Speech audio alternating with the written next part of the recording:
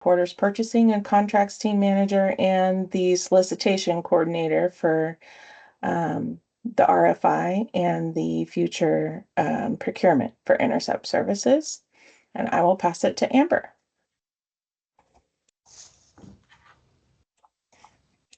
Thank you, Rachel. Good morning. My name's Amber Salzer, and my title is Family Preservation Services Manager.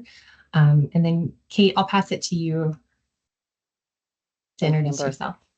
Great. Good morning, everyone. I'm Kate Cantrell. I'm the West Coast Network Director with Youth Villages, who is the model developer of the Intercept program.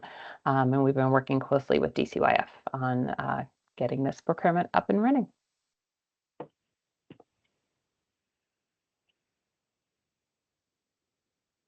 Good morning, everybody. I'm Delton Hauk. I'm the in-home services administrator, and the Intercept pilot lives in my unit with Amber currently.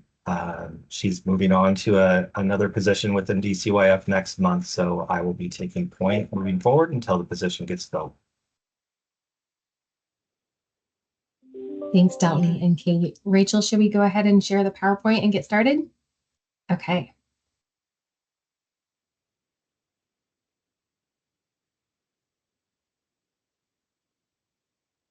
Great. Well, good morning, everyone. Welcome. Thank you so much for being here. We're excited to have this many people join. Let's see, you're at the Intercept Program Model and Partnership Overview. Let's go ahead and move on to the agenda, Kate. All right, so the Intercept request for information went out on Friday. Today, we're going to be going over the Youth Villages overview, the Intercept program model. You're going to see a little bit of data and evidence, learn more about the partnership with Youth Villages, and the pre-certification process with Youth Villages. So you'll see a little asterisk below. The purpose of this webinar is to provide information on the Intercept model and pre-certification process with Youth Villages. There will only be a high-level overview of the RFI itself. All right, next up. Okay, so like I previously said, the purpose of this informational session is to share information about Intercept. It's an intensive family preservation service that DCYF is bringing to Washington. DCYF received funding from the legislature for state fiscal year 25 and 26 to launch 2 Intercept pilots, one on the east side in Spokane County and one on the west side in King County. So this will allow DCYF to enhance the current array of services available. So today we do want to make sure folks are aware that there will be a contracting opportunity in the form of an RFQ that we anticipate being released in December. December 6th is up there on the slide. This webinar is not to discuss the RFQ. There will be a separate pre-bidders conference held for that later in December. Today, though, we do hope you'll learn more about Intercept and consider responding to the RFI as outlined, which means responding to the bidder questions by December 6th. And connecting with Youth Villages to begin the pre-certification process.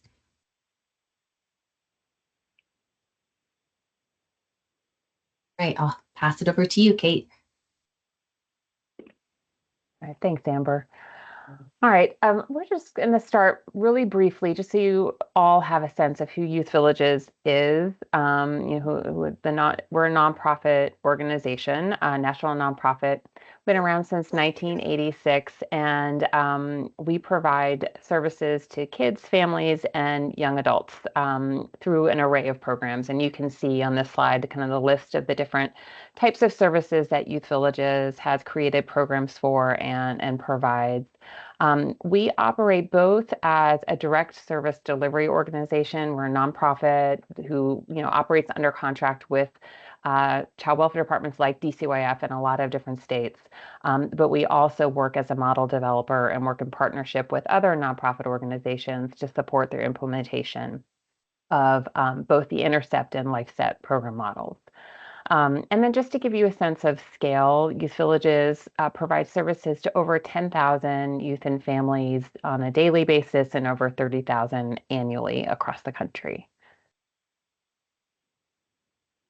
This next slide just gives a kind of a snapshot nationally of where Youth Villages programs are being implemented.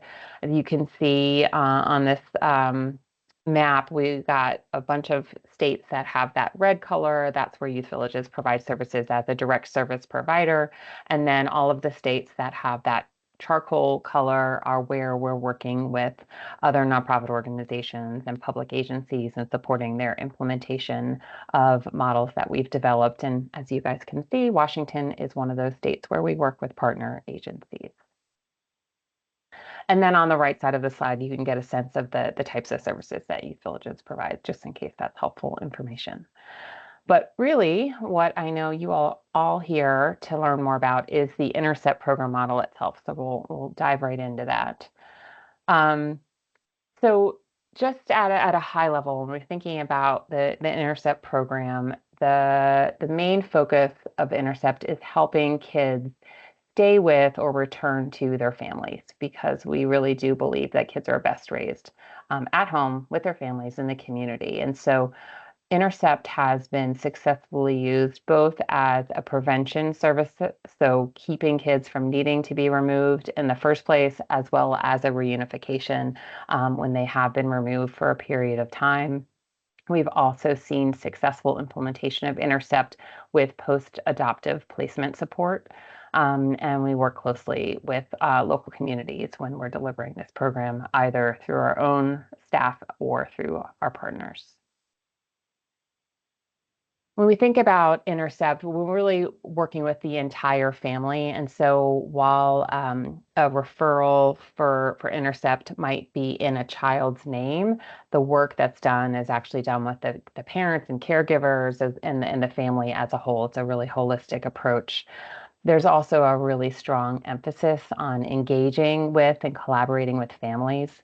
We believe strongly that families are the experts in themselves, and we really want to work to engage with them and come alongside them to support them and help them make the positive changes they need to make to keep their kids with them and or have their kids return safely and successfully.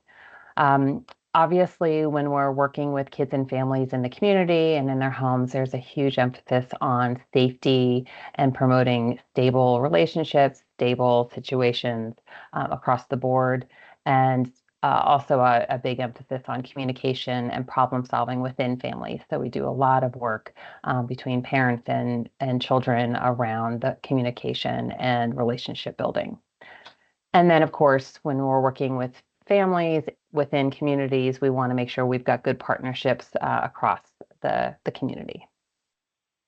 So a little bit about the model itself, some of the logistical components. It is, as I've mentioned, kind of a holistic approach to working with kids, and it is appropriate for families with children from age 0 all the way up to their 18th birthday. The program itself is high intensity and is implemented in cohorts of teams. And so a team of Intercept staff includes 4 case carrying specialists, and those are the folks working directly with families. They carry very low caseloads of 4 to 5 families at any given time. All of the services are delivered in the family's natural environment. So that means that the Intercept staff are going to the home, they're going to the school, other places in the community as needed. And the services are really intense. Families are seen on average 3 times each week, and those are all done face-to-face. In addition to those face-to-face sessions, families have access to Intercept staff 24 hours a day, 7 days a week for crisis intervention and support. And that type of support can be provided over the phone or face-to-face, really whatever is required to keep that family safe and on a path to success. In general, because of the intensity of the program, it's fairly time limited. We tend to see lengths of service around 4 to 6 months when kids are in the home at the start of services. So if it's a preservation or stabilization type approach. And then when kids are out of the home at the start of services, we see a slightly longer length of service, typically 7 to 9 months. And that's because Intercept generally gets involved prior to the kids coming home. They can prepare for that reunification and make that successful, and then stay involved until they're sure the family is solid and on a good path. The other thing I'll say about length of service is that with Intercept, everything in this program is really determined by the unique strengths and challenges and circumstances of every individual family. So this isn't a module-based program where family completes, a certain predetermined number of sessions or modules and then graduates. Decisions around when a family is ready to exit the program are really based on their progress towards their goals, and they're an active participant in making those types of decisions. Some of the other elements of the model from a structural standpoint is, I mentioned this earlier, there's this emphasis on engagement, and it's really a critical part of the Intercept approach to working with families. We believe strongly that it is our job as the professionals to engage with families. It's not their job to engage with us.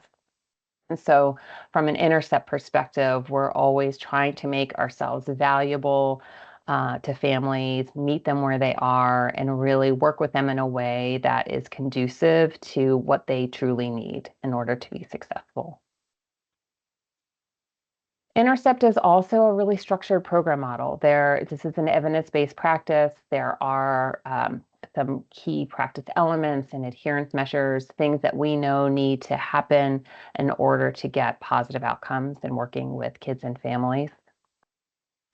The program is also pretty intensive in the way that we do service planning. And so when we're working with families, and these families are being seen on average 3 times a week, the staff are updating their service plans for families every other week. So these are done on an every 2-week basis, where they're really going back and sitting down and thinking about, okay, what have been the advances of the last 2 weeks? What have been the challenges of the last 2 weeks? How do I make sense of what's going on with this family? And what do I need to do in the coming 2 weeks to help them continue to make that positive progress? And that service planning, those updates are done by the case caring specialist, and then are reviewed and informed by both a group supervision and a clinical consultation process with a licensed clinician who's an expert in the Intercept model. The other thing that all Intercept staff have is access to a robust online platform that has evidence-based and best practice interventions, tools, and resources. This is a tremendous resource that staff have to utilize that really inform their service planning that they do with families. Generally speaking, specialists working with families in the Intercept model are either master's or bachelor's level staff. So these are typically not licensed clinicians, but they are being supervised by a licensed program expert. So they get that licensed oversight. And data is really important when we think about Intercept. We want to make sure that we have evidence that we're achieving the outcomes that we've set out to achieve with families. And so there is outcome data collection done at time of exit, as well as 6 and 12 months post-exit for all kids and families who are in the program. So let's talk a little bit about some of those data. So at time of exit, you can see on this slide, this is kind of an aggregate snapshot for all of the Intercept programs that are currently operational across the country. You can see we track satisfaction levels, so high level of satisfaction at time of exit, as well as where kids are living at time of exit from the program. And as you can see, we see 88% of those kids living at home with their families, which is the number one priority of this program.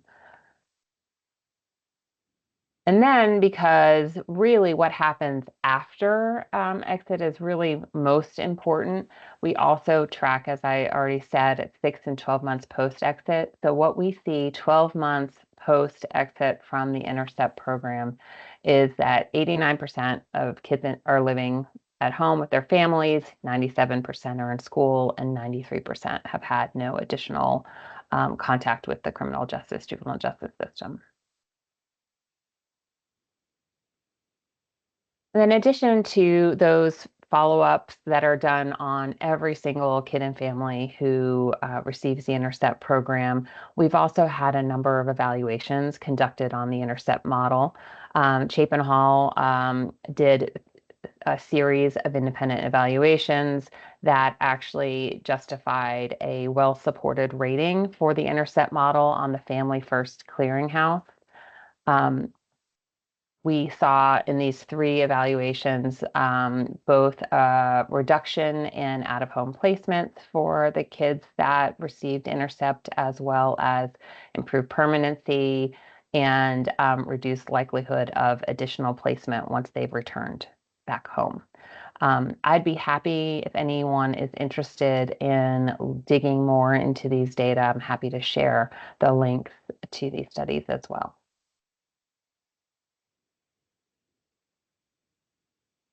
So the next thing I'd like to just talk through a little bit is what it looks like to partner with youth villages as the model developer. We have a pretty structured process to working with our partner agencies. And again, this is something that we've been doing in Washington State since 2016 with another one of our program models with the LifeSet program for transition age youth.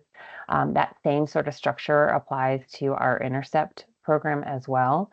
So the way that it works is from the very beginning, when we're working with a prospective new partner agency, we engage in what we really consider to be a mutual due diligence process where a prospective agency can reach out to us, and we'll talk more about that in just a minute. That's really going to be the next step for any of you who are interested in pursuing this Intercept contracting opportunity. But we really get into this mutual due diligence where we want to make sure that any prospective partner agency really understands the Intercept model and what it takes to implement it, as well as gets to know Youth Villages as an organization and how we support our partners so that every prospective partner agency is really comfortable with all of that. At the same time, we want to learn more about prospective partner agencies and get a sense of the types of programs that they currently provide, what their organizational structure is like, how they work in their local communities. So there's really that mutual vetting that happens on the front end that's part of our pre-certification process. And then once an agency is actually contracted to deliver Intercept, we provide a dedicated support team to that organization to start working with them really from the time of contract through program launch and beyond. And so we do both implementation planning support, that initial training, and then on an ongoing basis, we provide ongoing training and support. So a little more about that first phase, because that's really where we are at this point. We have this pre-certification process that we do for all prospective partners. And so the first step really is to email, and we'll make sure you have this email address. It's also in the RFI. It's in a lot of places right now. I'm going to email this email address to initiate the pre-certification process. Once you do that, our pre-certification team at Youth Villages will be in touch and we'll set up a time to make that initial contact. And there's some basic information we'll provide. We do have everyone sign a non-disclosure agreement, really as much as to protect the prospective partner agencies as well as the model information that is shared, because we're going to be asking prospective partner agencies for some information about their organizations. Then any interested party is going to submit a pre-cert application and submit some required documentation. Our pre-certification review team will review that submission. They may have follow-up questions or ask for some additional information. But based on that initial application and documentation review, they'll make a determination about whether this seems like it's going to be a good fit. And if so, they'll reach back out to that prospective partner agency and let them know that we're going to move them on to the next phase, which is phase 2. If it doesn't seem like it's going to be a good fit based on that initial review, Youth Villages will also be in touch with that prospective partner agency to let them know and to be able to have that conversation. Then when we get into phase 2, what we like to do is do a deep dive review of the program model with all of the relevant leadership staff at the prospective partner agency, and really provide that organization the opportunity to truly understand the model, get a good sense of things, get all of their questions answered. And then from there, we schedule due diligence calls where we sit down and talk with both clinical and operational leadership staff at those prospective partner agencies to really understand more about the organization and their capacity and experience and potential to be able to implement the Intercept model to fidelity. We may have some follow-up questions. We might have some additional requests for information, and then the certification team will make a final determination, and they will notify that prospective partner agency whether they've been pre-certified or not, and that's done in writing. And that is the pre-certification process. In general, that entire process can be done in about 30 days. The biggest kind of time factor is scheduling those calls, as I'm sure you can imagine, but we generally, we have a pretty smooth process for making this go, and it generally is done in about 30 days. And then from there, just really wanted to make sure you all understood kind of a little more about what training and support from Youth Villages looks like once organizations are contracted to provide Intercept and really are getting ready to begin to launch that program. As I mentioned, we do engage in a lot of support for startup planning. And so we actually have staff that are dedicated to meet with the leadership staff at that partner agency who's assigned to start up the program. Will support the establishment of policies and procedures and structures. We can support with recruitment and hiring, really whatever partner agencies need to be able to lay the groundwork for successful program implementation of Intercept. We also have a robust initial training process that is done. It is generally 3 weeks for supervisory staff, 2 weeks for the case carrying staff. That includes both operational and clinical components of training. And then once the program has been launched and kids and families are being served, ongoing Youth Villages provides a tremendous amount of support and technical assistance and training. And then we also have a model fidelity process where we do a 6-month baseline review in the first year of implementation, and then annual recertification reviews thereafter. All right, I realize that was a lot of information fairly rapidly. I would be happy to answer any questions that you guys might have. And I'm actually going to stop sharing my screen so I can see you. I think that might be a little easier to answer questions. But please come off mute or put them in the chat. Maybe that's, Rachel, what you would prefer. And I'd be happy to answer any questions.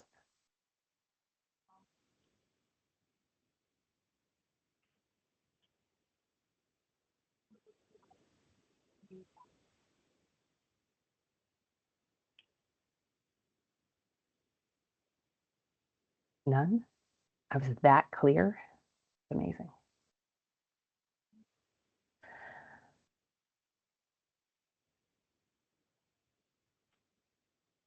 All right. Well, if there aren't any questions, I'm going to go ahead. I do have a question. I'm I do sorry. have This is the web. Oh, sorry. Is there anything on the site that says rate of pay or contract payment so that I can review that? I'm not seeing anything.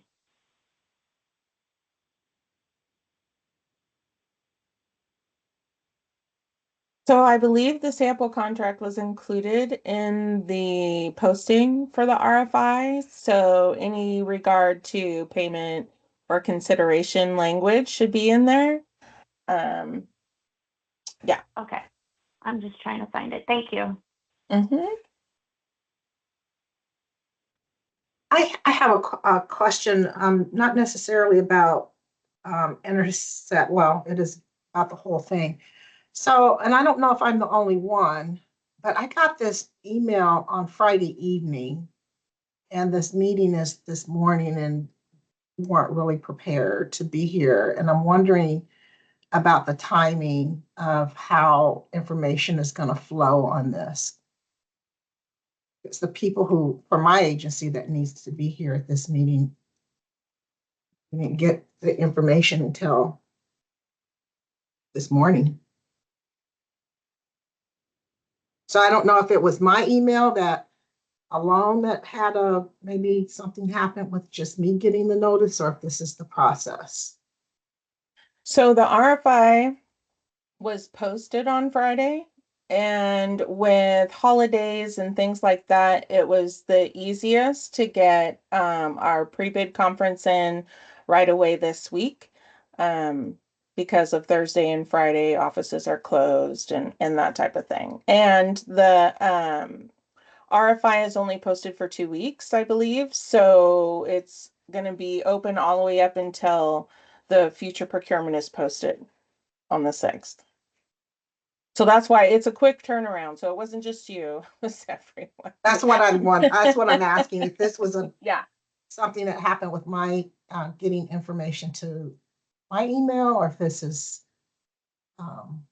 so the whole thing is open for 2 weeks, or just to get in the request.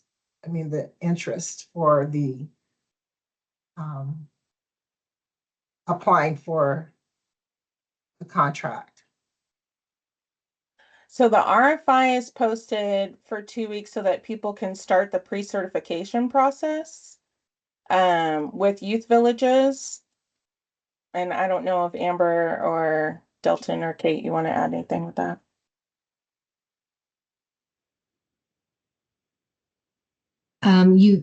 You got it, Rachel, regarding how long the RFI is going to be posted for, and then the RFQ will be posted for longer. And included in the RFQ will be the schedule of the entire procurement process. Okay, so so for the 2 weeks is to get pre-certified with Intercept. Is that correct? I'll let you go ahead, Kate, because I know the timeline is not that short. Yeah, no, that's a great question. So yes, the hope would be that anyone that is interested in this contracting opportunity, that you reach out to us at Youth Villages at that strategic.partnerships@youthvillages.org email address that I just put in the chat. That's also in the RFI. Please reach out to us within the next 2 weeks to initiate the process. You will need to have that pre-certification in order to successfully apply for the contracting opportunity under the RFQ. Okay. So you just want to get it initiated because it takes about 30 days, and we just want to make sure that you have what you need. And certainly you can initiate it, and then you can also back out at any time. Let me also say that, right? So if you're like, this sounds intriguing, this might really fit in with our organization's mission and current array of service and where we want to go, let's go ahead and get this process started. And then if at any point you learn more about Intercept and you say, that's not for us, or something else changes, you can always withdraw from the process, if that makes sense. Thank you. Yeah, of course. Can you say what the email address is? I'm on phone. Yes, I can say it one more time. And it's also in the RFQ document itself. So it's in writing where you can access it, but it is strategic.partnerships@youthvillages, all one word. It's youthvillages.org. Thank you. Sure, no problem.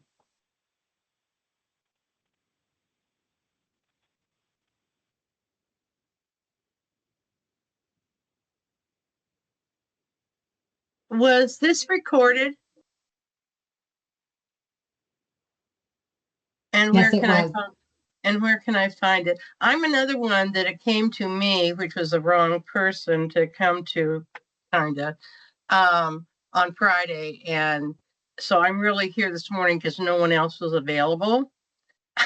I do have some history with our organizations and the things that we're looking at doing in the future, but not the person that should have been here. Definitely, just for your guys' information, it was way too short notice. So where could I find the taped or recorded meeting today to pass on to who it should have gone to? So the link for the recording will be posted on web, same place that we post all of our procurement information. So that will be posted there. Okay, so I don't do any of that, going at all.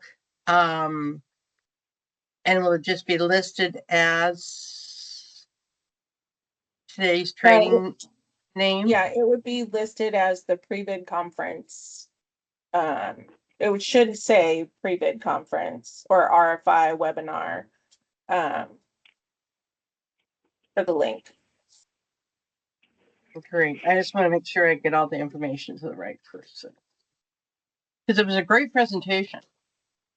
I also want to let folks know that as you're, once you look at the presentation again, or, other questions come to you, you guys can send me questions. So in the RFI, there is my email address as well. It's rachel.denny@dcyf.wa.gov. And if you have questions, you can send them to me up until November 29th, I believe it is our calendar for the RFI. And we will post those responses. Well,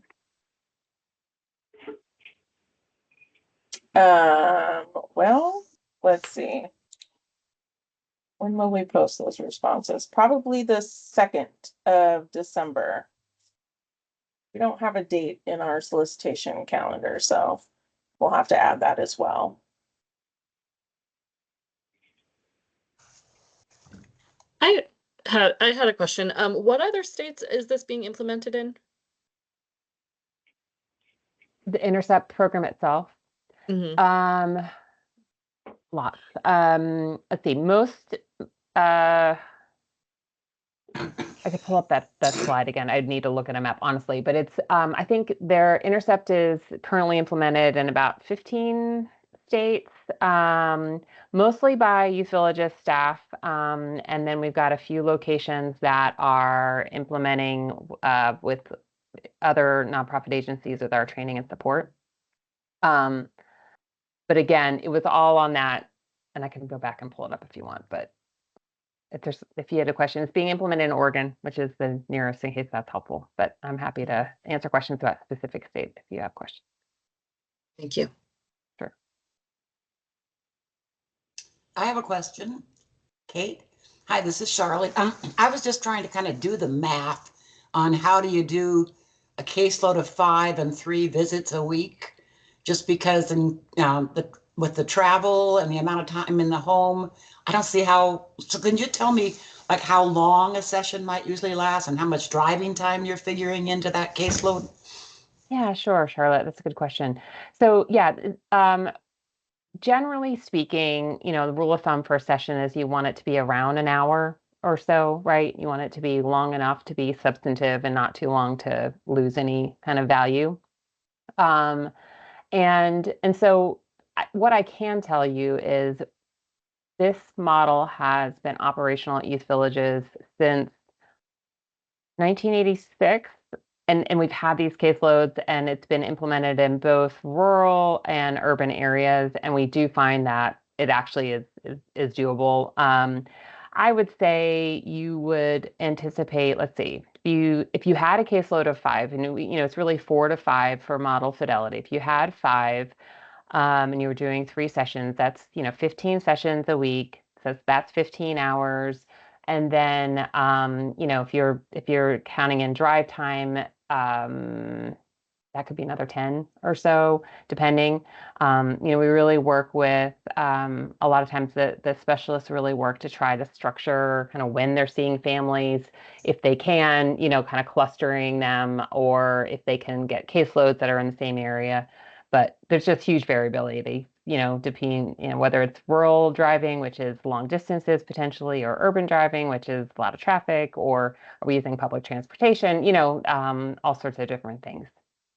But what I can tell you is we've seen those caseloads work in, across the country in different geographic areas.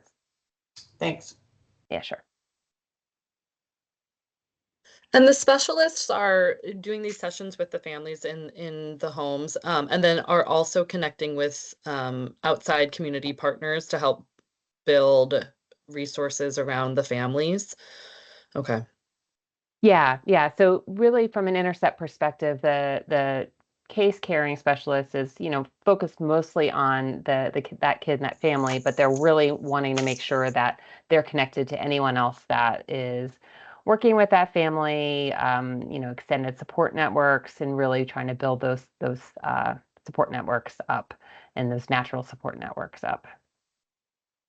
Has this interfered at all with like in-home therapy services, mental health therapy services that might already be in place for a family, have you found?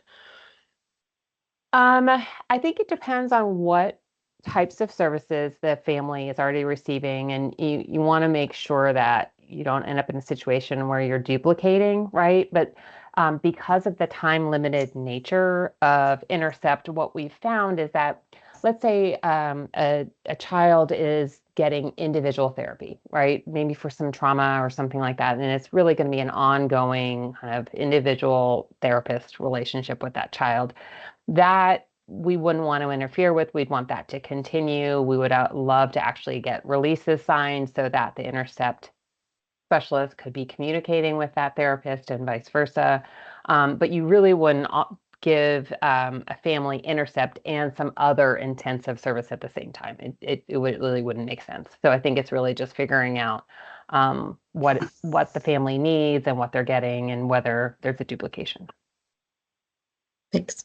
Yeah, I sure. have another question. So, the program sounds kind of similar to the WISE program.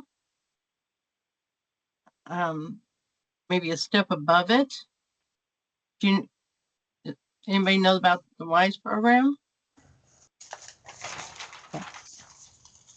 Did you have a Yes, question? we have it also. It sounds like the WISE program, but a little more intensive, maybe? So the question is, how does this program differ from WISE? Yeah, the similarities in it. I want to be careful. I am very familiar, obviously, with the Intercept program, and I am only casually familiar with WISE, so I don't want to misstep in my answer.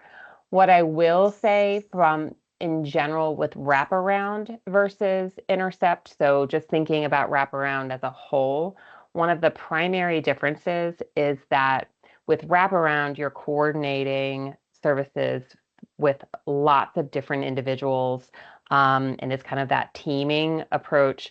With Intercept, while there certainly is communication and coordination, that Intercept specialist is the primary service delivery person for that family, if that makes sense. And so It does. they're really working with the parent, with the kid. They're going to the school. They're the ones doing all of that stuff, as opposed to coordinating a team. And what we have seen, yeah, sure. And what we've seen is that for some families, that approach actually works better because it feels a little less overwhelming, and it just meets their unique needs a little better. And then, of course, there are some families that wraparound kind of coordination approach works better. And so it's really about just finding the best fit for that family.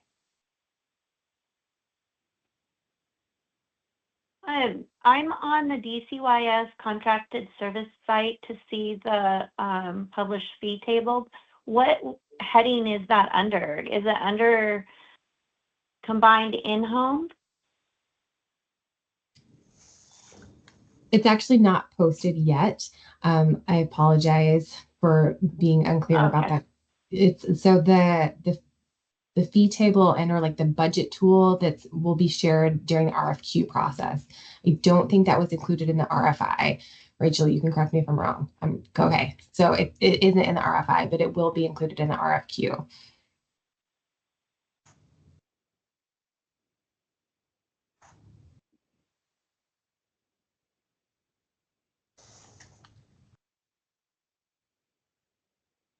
I know you answered this earlier, but can you give me what the RFI and the RFQ timelines are real quick? I'm standing in for Erica Nicholson from JR.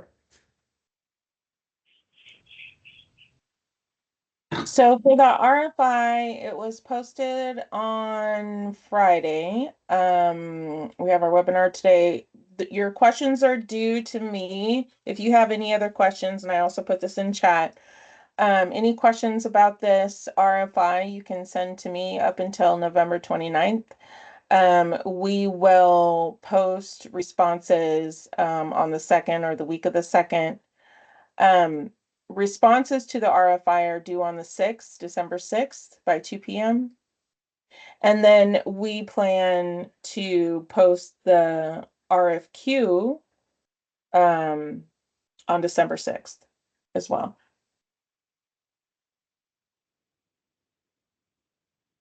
And then once we post the RFQ on webs, all the solicitation information will be on there for that. And when does the RFQ close? December 6th. You're closing the quote period on December 6th, or you're posting it? We're closing the RFI on the 6th, and we're posting the RFQ on the 6th. And when are proposals due by? I don't know yet. Okay. I'm For sorry. yeah, that's okay. Let me see if I can find that real quick. It would be estimated at this point. Rachel, I have it up in front of me, and Okay. thank you for reiterating that it's estimated at this point. So, but at this point, bidders must submit responses to the RFQ by 2 p.m. on January 22nd. And then notification will go out from DCYF about apparent successful bidders and successful bidders by February the 2nd. This is a question we also received and that we'll have follow up in the Q&A document that gets posted, as well as, like Rachel said, it will be a part of the timeline in the RFQ that's released on the 6th as well. So there's a question in chat that is asking if the service is voluntary. And if first part, sorry, Rachel. I want to okay. answer the first part, and then I want to pass the second part to you, Amber, if that's okay. So I will say, from a model perspective with Intercept, it's really important. This is a voluntary program. And that doesn't mean that there aren't sometimes consequences for families if they participate or don't participate necessarily. And that, that's a DCYF question. But the way that we approach working with kids and families is that it is a voluntary program and they have their prerogative to participate. That's why the emphasis on really authentically engaging with kids and families is so important and is so fundamental to the Intercept program approach.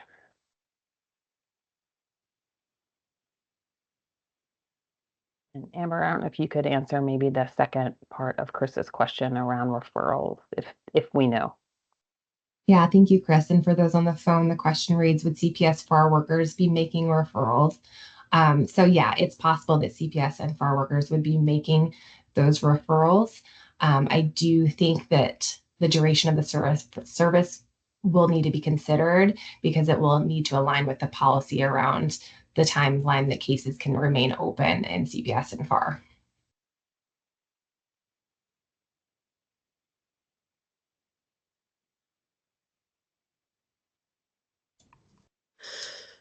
I have a question again about the payment methodology. I know you said the sample contract, Rachel, is on the site.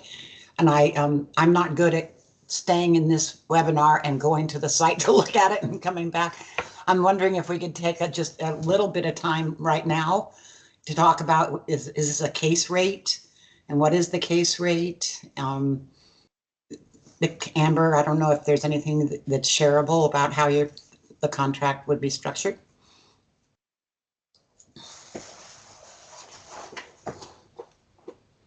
Yes, and the draft contract says that refers to the fee table that it's posted there. It's not posted yet. The idea is that when the contract is negotiated and finalized, that it'll all come together and be posted at that point. So no worries, Charlotte, about trying to navigate both at the same time. It wouldn't help in this moment anyways. Oh, good.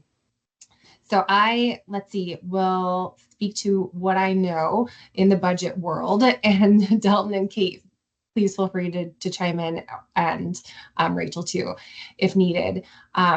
So I don't know what it's called, but the payment is based off, it's like, so there's going to be like a management payment and a FTE like specialist payment, and you receive it management by monthly and FTE based on like hiring date. So like if you hired in the middle of the month, it would be prorated based off of that fee. Fee's not the right word, but.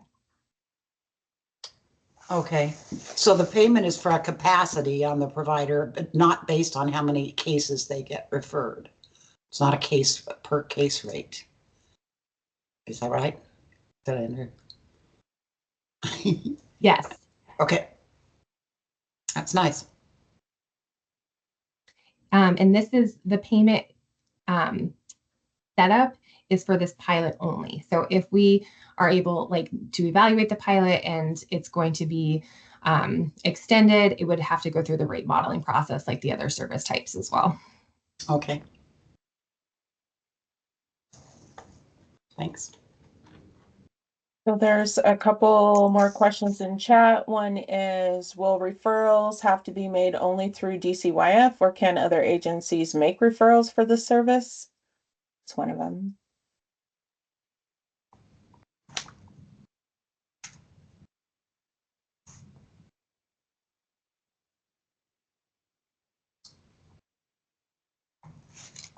Do we have an answer for that one?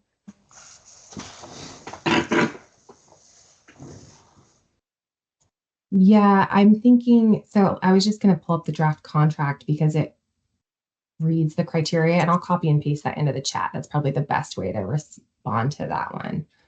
Thank you. Yes, one moment.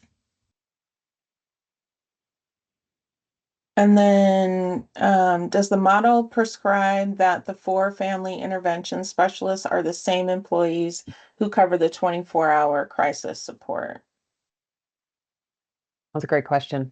Not necessarily. We work with each of our partner agencies to make sure that kids and families have access to Intercept trained staff 24/7.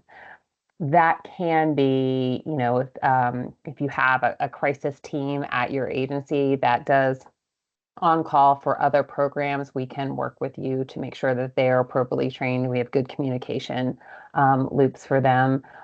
We also do rotating on call with some organizations. So it really just depends on how your own organization is structured. And as long as the family experience is that they have someone, a live person who's going to answer 24/7, do all the things that Intercept expects them to do, then you're good.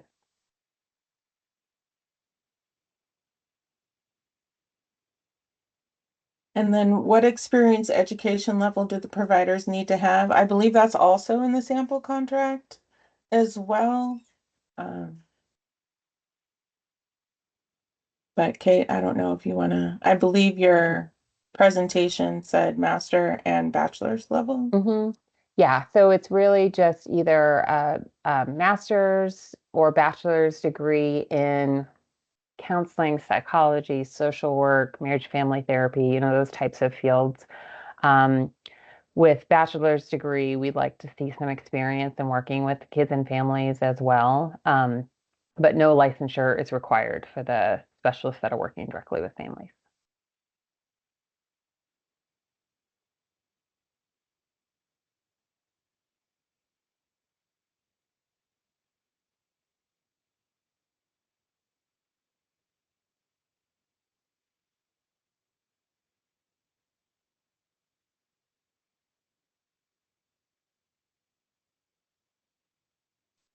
Molly answered your question that the sample contract is on webs. It wasn't included in the email that was received.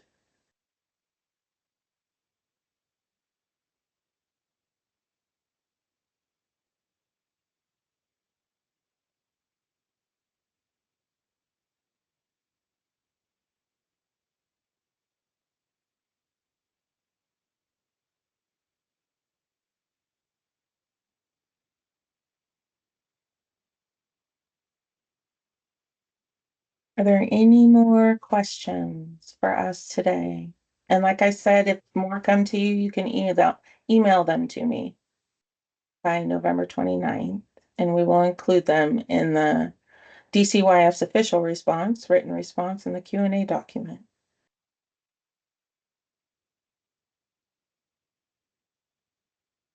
Thanks, Sue. Okay, everybody. Well, I guess that's it. Thank you for attending today, and we hope you received really good information. There was a lot of information, so thank you very much. Thank you. Thank you. Thank you. Thanks.